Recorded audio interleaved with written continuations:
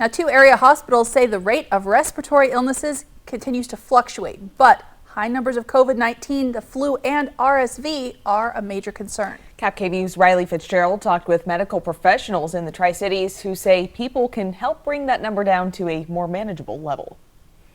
According to doctors from Kadlec Regional Medical Center and Trios Southridge Hospital, the two have seen high numbers of influenza A, COVID-19, and RSV in children and elderly adults. That's also mixed in with other respiratory viruses. There's a high influx of patients coming in for all types of respiratory infections, so the wait times can linger like 6 hours. It's not just that it's one disease affecting one person, but several viruses that can latch onto a person.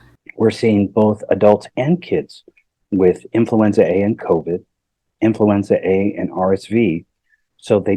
So unfortunately, viruses don't care. It sounds like they're willing to share. According to Dr. Godinez with Kadlec, Washington is one of the highest states in the country seeing an increase in viruses right now. But he says it's not uncommon for flu and respiratory disease numbers to increase this time of year due to traveling.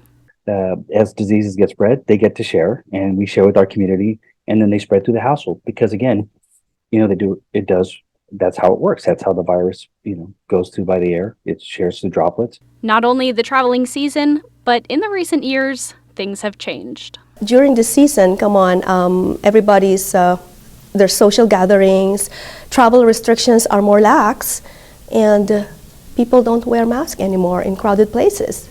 Dr. Ello with Trio says they're seeing a lot more cases of respiratory diseases than in previous years when people used masks more frequently. While Dr. Godinez says it appears there is hope on the horizon, the recent holiday celebrations could mean more cases in the start of the new year. Reporting for KVU Local News, I'm Rylee Fitzgerald.